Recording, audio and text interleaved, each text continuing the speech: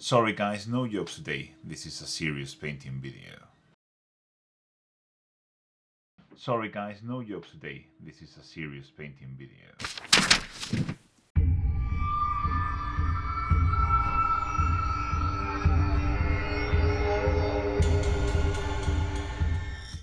Hello fellow Hearts of Blue and welcome to my channel, and also welcome to something that I've never done before. This is probably going to be a very long video in the making.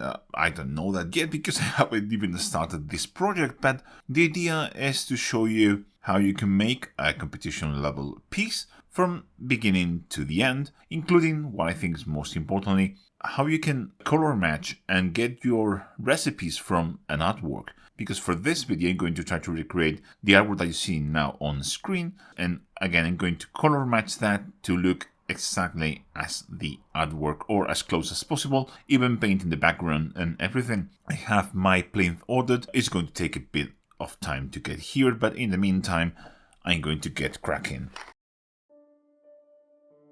So, I have my miniatures here. This is going to be the main one. I'm going to, of course, because again, you have already seen that. And I'm going to use the bottom part, just the rocks, for him to stand in and floating like he's kind of using his psychic powers. Oh, also, I want to point out that this is not my idea. I saw this on Instagram, made by the amazing painter NRM Minis. If you don't follow him, which I'm pretty sure you do because he has like 4 times as much Instagram followers as I do. But if for some reason you don't follow him, go and follow him because it's well worth your time, trust me. He's much better painter than I am. So I'm going to take his idea and I'm going to make it my own because, well, it sounds like very fun. It's a great idea. And also, I'm an Yandan fanboy, as you already know, so this sounds like a perfect project for me. I just taken the plastic wrapper off. Again, I just bought this today. I haven't even looked at this now, so we're going to take a look and see how difficult this will be to make. So, yeah, this is very convenient.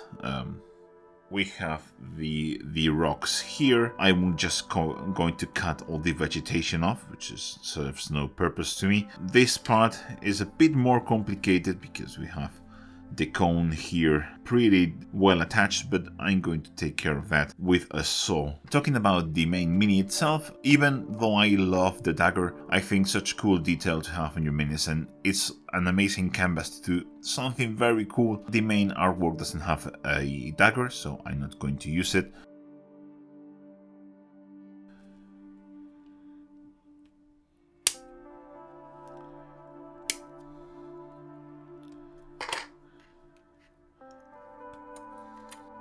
I think this is everything I'm going to need from this sprue. This is part of the cone here, so I may have to sculpt over this so it looks like rocks. For a regular paint job I wouldn't mind, but again, I'm going to try to make this competition level, so this kind of attention to detail is what is going to grant you a medal or a trophy. So yeah, we will have to do that. So I think the first thing will be to remove this vegetation off.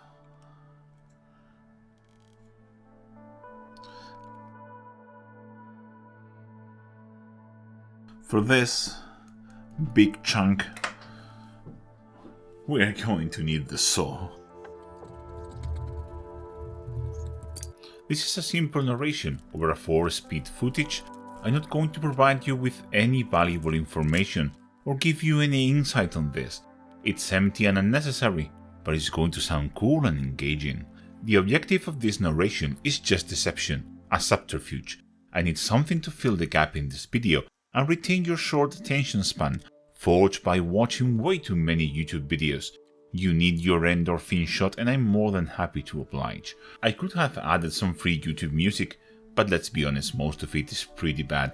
And you have heard the good ones a million times because we all use the same 3 or 4 songs all the time.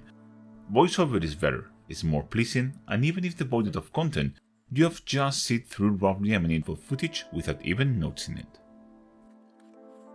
So you can see that they have a mold line, have the joint going up on that side, and this skirt basically goes over that. So Maybe for a regular model I wouldn't even bother, but being competition I need to be 100% sure that this is smooth and perfect before I glue this over, because otherwise judges will see it and I will probably get screwed over that. So very important step. So I'm going to make sure every joint is perfect and smooth.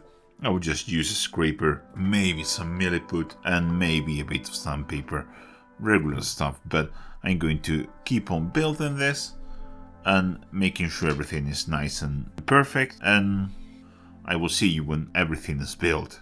This is all built. I still have to clean up this joint here, but the others are perfectly smooth. I will probably take sandpaper to them very thinly. I cut chunks of this rock on his base with the side cutters, nothing too fancy. I cleaned up the base here and I made it so it will be something like this. You can see that the rock gets into the shape of this surface here, so it will glue better. And I will use thick glue for this because I want this to be... This is not going to be a precise joint.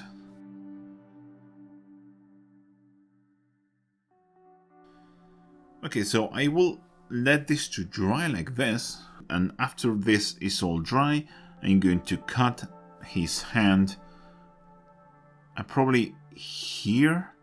So I'm going to reposition it so it matches the artwork. So I'm going to turn it this way. So it's instead of leaning like this, it's going to lean the other way. So I will leave this to dry and then we'll go back and show you how to resculpt all the rocks. I will probably use some milliput for that. So finally another project update. I know you just saw this, so what I just said is meaningless to you, but it's been like a couple of weeks.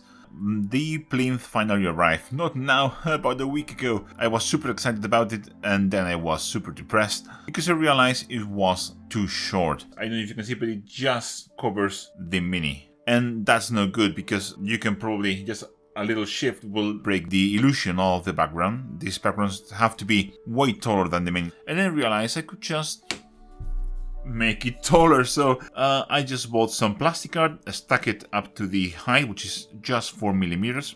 I think I already said that, but this comes from Taro Model Maker. Beautiful plinths, and I really mean it. This looks fantastic. I'm really happy.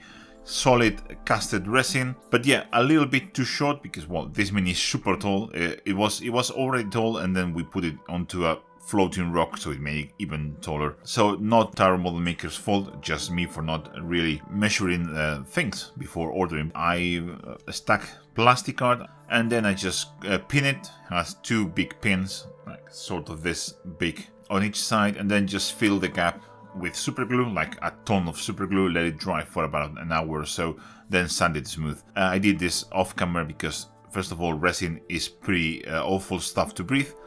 And I have a cat and I have a little child, so I was never going to do this at home, so I did this in my workshop and I couldn't film it. So this is all done. We are going to probably paint the background first. I have to sculpt some rocks here on the bottom, so let's dive deep into finishing up this guy. So as you can see, there's quite a bit of changes. He's fully built. I did consider some sub-assemblies, but in the end, this has some very ugly seams. You can almost see a faint line here and some seam lines everywhere where you cannot really clean them up after painting. So I just built everything up. I had to change his hand here, the position of the thumb, and I made this little trinket as the same as the artwork. I just made that using a bit of silver and some brass wire, soldering them together and just glued it into the hand, which I drilled away with some burrs and then just sculpting the fingers over that, which I messed up pretty bad during that process. Anyway, this is now done, and I'm going to sculpt some rocks over this gap here, and I'm going to sculpt a rock to hide this elder looking rock because it doesn't fit with the rest. So for that I'm going to use some milliput. This is super oxidized milliput. You shouldn't do this, keep them in the plastic. It was pretty stupid. This is the color that it should have naturally. Yeah, don't be an idiot like I am and don't put it into this type of containers. Hello guys, Editing Juan here, and if you see me that means something went really wrong. And in this case, well, the whole footage of me sculpting the plinth and the rocks to fill up all the details on the Spirit Seer base is missing. It just went corrupted and it's no longer. So there's nothing I can do. It was just one big file and it got corrupted, so there's literally nothing I can do. But what I can do is summon this guy, buddy, and maybe he will be able to fix it somewhat. Well, it seems that the whole footage is lost and I have to fix it somehow. So this is the final sculpt on the base. You can see we have some random rocks and some floating rocks. The floating rocks are the simplest. They are just random balls with milliput. You have my milliput here. I let it to fully cure, and once it's cured I just shape it with my X-Acto knife. Simple as that. And then they were pinned and glued together to form this, I think, pretty cool floating base. We will paint this in a later video. Now I'm going to show you how to sculpt basic rocks using milliput. I'm not a fan of milliput, I will be honest with you, but sometimes it just works very well, and one of those uses is rocks, and we are just going to sculpt some random rocks here and there. What I do is I put some random shape and then I just poke it with my flat-sided metal tool until I have the shape that I want. So I'm going to make a couple of rocks here. Milliput keeps the edges very sharp, so that's what is good for rocks. I'm wetting my tool from time to time. You don't need to do this as much as with green stuff. Also have in mind that water dissolves milliput, so you have to be careful with how much water you use. You cannot just flood everything in. I don't like using my rubber tools with milliput because milliput tends to stick to that. And then I have to clean them up and it's a pain in the ass. So I'm just using my metal tools, which are much easier to clean than rubber tools. There you go. It's just a matter of keep on playing with this. Keep on just making random planes here and there and everything will come together. If you want to do this using green stuff, you will have to sculpt the rough shape, leave it to dry, and then reshape with a X-Acto knife or a cutter or something like that, so you have the sharpest edges possible. With milliput, I don't like to put everything in and then sculpting it all together. What I like to do is sculpt the individual rocks. So I sculpt a rock. When I'm happy with it, I will take another piece of milliput and then sculpt this rock. Kind of works better for me than doing the whole thing at the same time. Here you have two rocks, pretty fast. And if you want to add more rocks, I will just add random blobs and sculpt them. That's the best way for me. You get the more natural rocks, you get more separation between rocks, and it works very well. So let's go back to the main video. So I wasn't planning on doing this, but I had some putty left over, so I guess why not show you how I sculpted the other rock. This is just a ball of putty, roughly formed with my fingers. I'm going to take a cutter and very carefully, because it's slippery, I'm going to just cut some facets onto it. This don't need to be anywhere near perfect, just more or less convey the idea.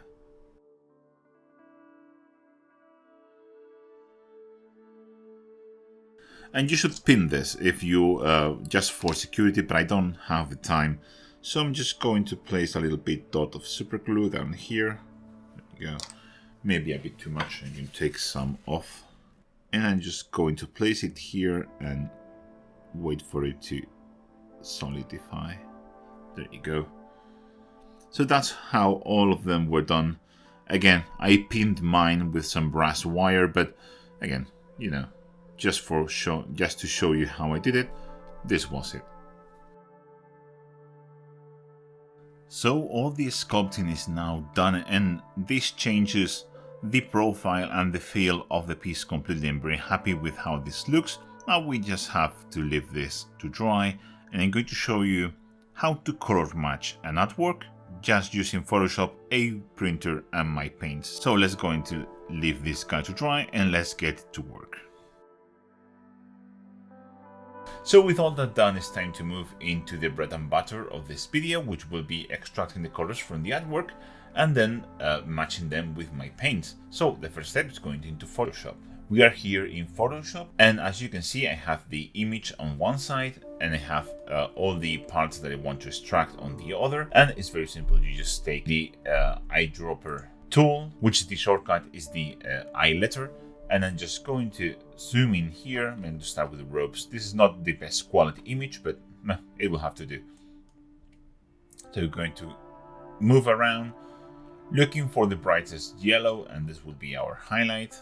And then we'll move into the brush, and we'll have our first color. That we have this kind of color here, and then we move into some kind of oranges on like here, for example. There you go, and finally some browns. There you go, and even up to this kind of very dark browns.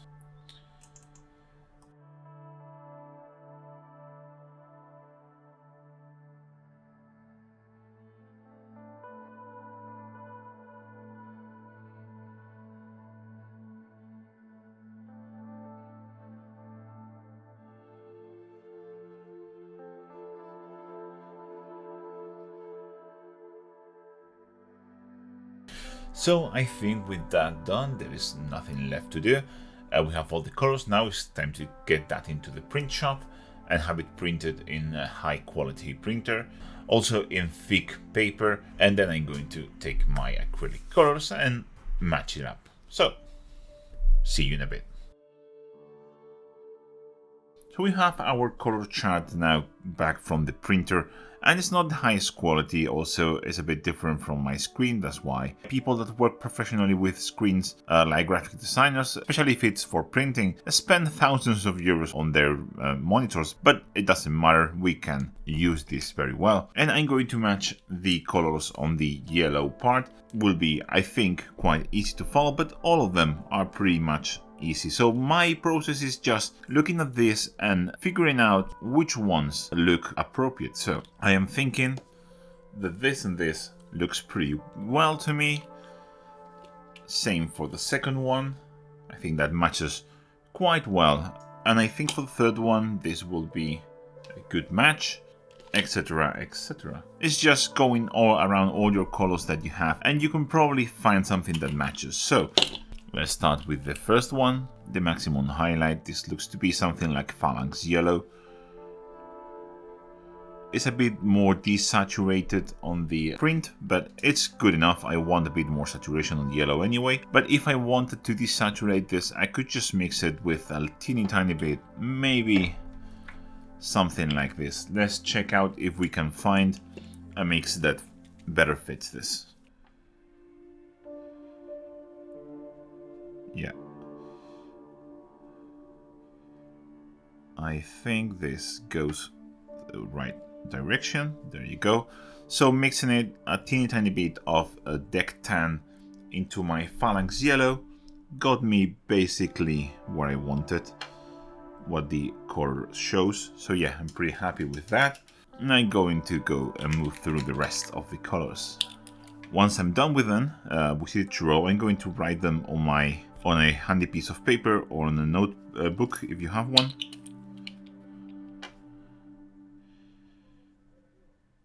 Yeah, pretty much. I like that.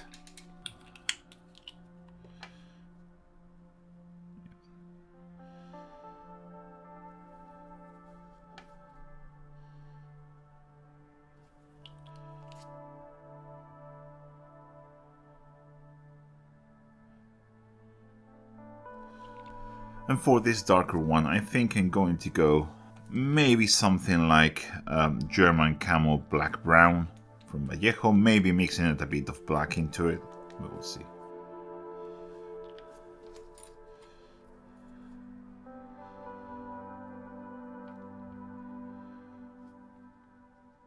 Yeah, it needs a bit more black.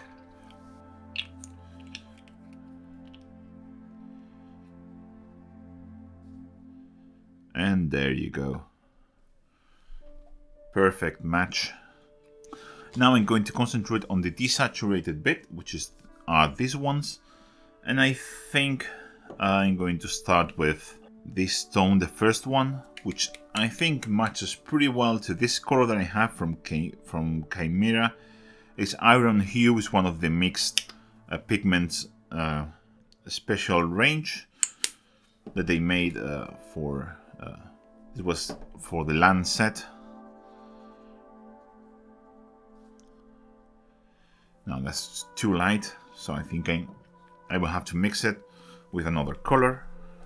It looked much darker on the bottle. Maybe a matter of mixing that better, but for the time being I'm going to experiment and try to do something different. So I have some khaki from Vallejo, and I think a mix of these two will get me pretty close.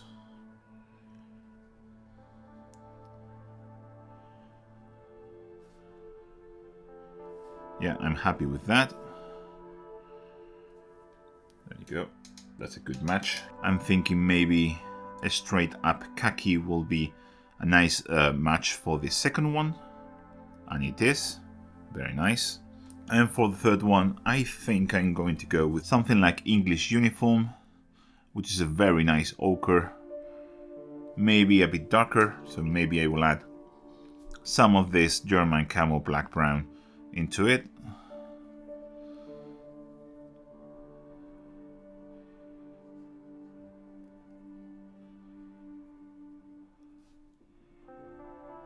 I think that's as good a match as I'm going to get.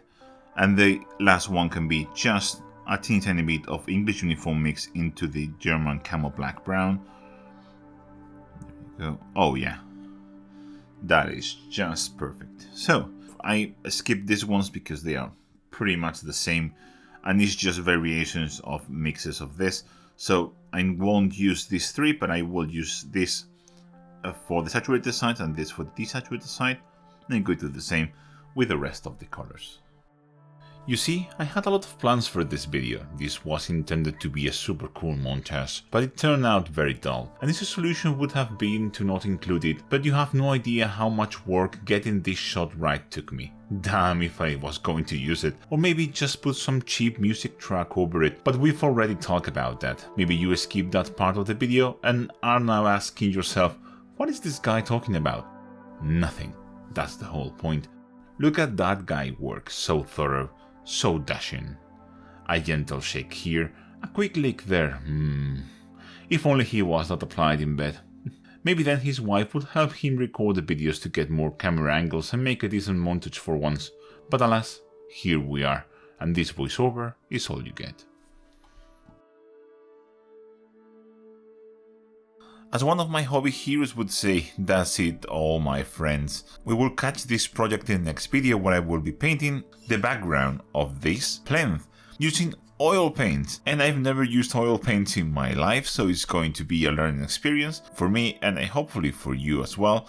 And if it's not learning, at least it will be entertaining. And with all that said, let me give a special thank you to all my lovely patrons and channel members that help me do all these videos, especially to Heather Amsterdam, Sigismundi, Nicolas Furnell, LMAP Limited, Tyrannosaur, Carlos Rivera, Chris Goldenthal, Christoph Moret, Javi Mota, Kim Anderson, Michael Boye, Thomas Ostergaard, Tom Bram, Victor Domen, Dark Avok, Aaron Della, Charles Armitage, Chris Broga, Chris Fivey, Kieran Omurtha, Cristalios, Dan Mako, Darcy Farrar, David Sutherland, Dr. V, Gareth Smith, Geoffrey Dell, G-Force, Jack Scouten, Jimmy Milligan, Josh Simpson, JT Butler, Kevin Mian, Kevin Sulars, Leonard Lindemann, Mark Jarvis, Natius Maximus, Juan Brastroke Better, Oscar Jonathan Thomberg, Royal Nilsson, Samuel Chasha Park, and Tasted for being the coolest persons in the planet. Be like these fine folks on my Patreon and take control.